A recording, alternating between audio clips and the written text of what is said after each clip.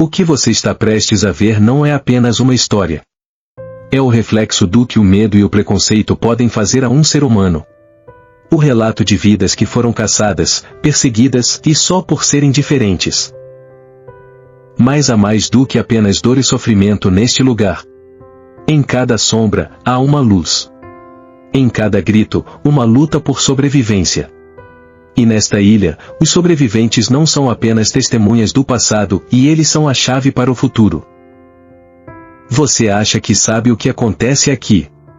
Mas o que você verá, o que você ouvirá, vai desafiar tudo o que você imaginou. Esta ilha, escondida aos olhos do mundo, carrega segredos que poucos se atrevem a contar e até agora. Prepare-se para uma jornada. Uma jornada de descobertas, de coragem e de transformação. Mas, acima de tudo, prepare-se para enfrentar uma verdade que muitos têm medo de encarar.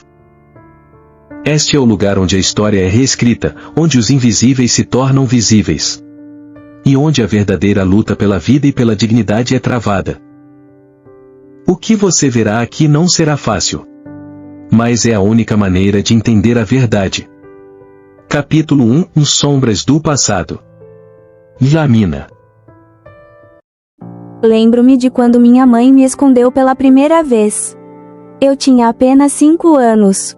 Ela me puxou pela mão, com olhos cheios de medo, e me levou para o interior da casa. Eu não entendia o que estava acontecendo. Tudo o que eu queria era brincar, correr com as outras crianças. Mas em vez disso, ela fechou a porta com pressa, colocando o fecho com um estalo que ecoou no meu coração. Diziam que minha pele era uma maldição, que eu era diferente, e por ser diferente, não havia lugar para mim no mundo deles. Eu não sabia o que era ser diferente. Só sabia que a minha cor da pele me fazia ser vista como algo que não era para existir. As crianças na vila me olhavam com medo e curiosidade. E os adultos, eles murmuravam coisas que eu não entendia. Certa vez, uma mulher na aldeia me apontou e disse que eu tinha o poder de trazer azar. Diziam que eu não era humana, que minha presença só causaria problemas. Eu não sabia como responder. Só queria entender porque minha pele me fazia diferente, porque não podia ser como as outras crianças. À noite, minha mãe rezava em silêncio. Ela me dizia para não sair de casa, para não andar sozinha. Os outros, eles não entendiam. E eu não sabia como explicar. Eu não sabia que o medo da minha pele iria me seguir por toda a vida. Mas, naquela época, eu só queria uma coisa: ser vista como uma criança, como qualquer outra. Não entendia por que o mundo ao meu redor tinha tanto medo de algo tão simples quanto a cor da minha pele. Mas o que eu não sabia naquela época, é que, por trás desse medo, existia uma luta pela minha sobrevivência. E essa luta me levaria a um lugar onde eu poderia finalmente ser quem eu sou. Capítulo 2 Das raízes do medo com Kofi. No coração de algumas crenças tradicionais, os albinos são vistos não como seres humanos, mas como símbolos de poder místico. A cor da pele, que para muitos é apenas uma característica física, é, para outros, um sinal de algo sobrenatural. Infelizmente, essa visão distorcida leva a um ciclo brutal de medo, violência e exploração. Na Tanzânia, e em algumas partes da África, o albinismo é associado a práticas de feitiçaria e rituais, onde se acredita que partes do corpo de um albino têm poderes mágicos ou podem trazer boa sorte. A dor, a perda e a tragédia que esses mitos causam são inimagináveis. Esses mitos alimentam um comércio ilegal, uma prática cruel, onde a vida de um albino é vista como moeda de troca, uma mercadoria. Pessoas são sequestradas, atacadas, e muitas vezes assassinadas por causa dessa crença absurda. O impacto desse medo é profundo. Ele não apenas destrói vidas, mas também isola uma população inteira. Para aqueles que vivem com albinismo, a simples escolha de andar pela rua pode se tornar um ato de coragem. O medo não é apenas uma emoção, é uma sombra constante, que se estende a cada passo, cada olhar. Mas há esperança. Organizações humanitárias e ativistas estão trabalhando incessantemente para desmantelar esses mitos, educar as comunidades e proteger os albinos. Embora a luta ainda seja árdua, pequenos passos estão sendo dados para que essas superstições se dissipem, e que, finalmente, todos sejam vistos como iguais. Por trás de cada ataque, de cada mito, há uma pessoa com uma história, uma vida, e um futuro roubado. Esta é a verdade que precisamos encarar. Só assim podemos começar a quebrar o ciclo de medo e construir um futuro onde todos, independentemente de sua aparência, possam viver em paz. Capítulo 3 O refúgio na ilha. Jabari. Quando vimos tantas vidas perdidas, soubemos que algo precisava ser feito. Esta ilha não surgiu por acaso. Ela é a resposta de uma comunidade que não podia mais ficar de braços cruzados diante de tanta injustiça. Cada história de dor, cada grito de socorro nos impulsionou a agir. A ilha não é apenas um abrigo, é um grito de resistência. Quando começamos a receber aqueles que fugiam da violência, nossa primeira missão foi dar-lhes o que mais precisavam, segurança.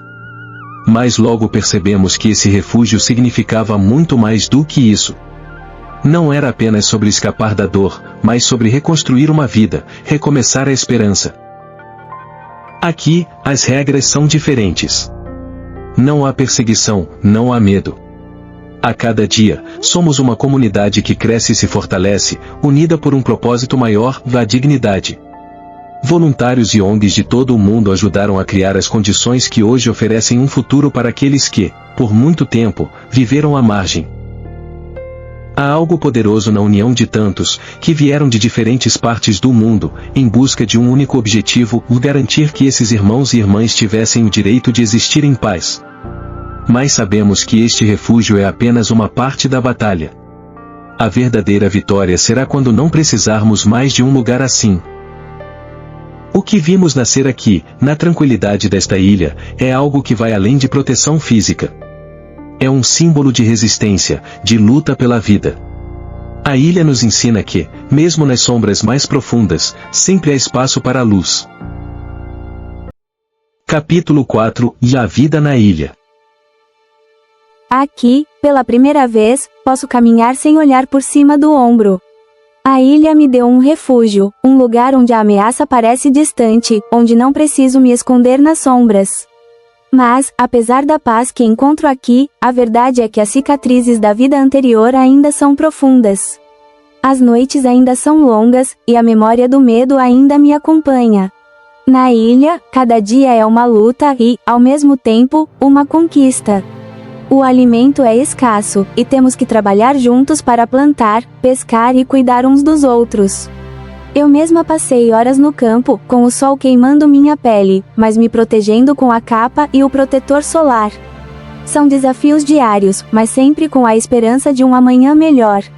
Acesso a cuidados médicos é algo raro, algo que todos nós buscamos com dificuldade.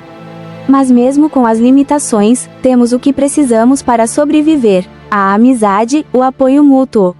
Somos mais do que apenas sobreviventes. Aqui, somos uma comunidade. Aqui, podemos aprender uns com os outros. E isso é uma vitória em si mesma. Eu me lembro da primeira vez que comecei a ensinar as crianças a ler e escrever. Elas tinham olhos brilhando, ávidas por aprender, como se estivessem se reconectando com o mundo que sempre lhes foi negado. Foi a primeira vez que vi a esperança realmente florescer, e não o medo. Mas ainda há muito por fazer. Não podemos descansar enquanto houver um só de nós em perigo lá fora. Mas a verdade é que, mesmo com as dificuldades, aqui encontramos algo que nunca imaginamos ter antes: pertencimento. Aqui, finalmente, posso ser quem sou, sem o peso do olhar dos outros. E, talvez, essa seja a maior vitória de todas. Capítulo 5 Além do refúgio. A ilha representa mais do que um refúgio físico. Ela é um símbolo de resistência. Aqui, as vidas são salvas, mas a verdadeira luta vai além dos muros que a cercam. A verdadeira mudança não virá até que este refúgio não seja mais necessário. Na Tanzânia, a superstição ainda assombra muitos, e o albinismo continua sendo associado a mitos e rituais macabros. Mas lentamente, a conscientização está mudando o cenário. Organizações locais e internacionais estão trabalhando incansavelmente para educar a população e derrubar as crenças que alimentam a violência. O trabalho dessas organizações não se limita a proteger fisicamente os albinos, mas a oferecer a eles dignidade. A dignidade que foi tirada de tantos, que viverão e ainda vivem com medo. Mas as campanhas educacionais e os projetos de sensibilização estão mudando essa realidade. Vemos as crianças nas escolas agora aprendendo sobre o valor da vida humana, sobre como cada ser é digno de respeito. Isso é mais do que uma luta pela sobrevivência, é uma luta pela aceitação, por ser tratado com humanidade, por ser visto como igual. A luta que começou aqui, na ilha, agora se espalha por todo o país. E talvez, um dia, a verdadeira mudança ocorra quando cada ser humano, independentemente de sua aparência, for tratado com o mesmo respeito e compaixão. Capítulo 6 Vozes de Esperança. Aqui na ilha, encontrei algo que nunca soube que existia: a paz.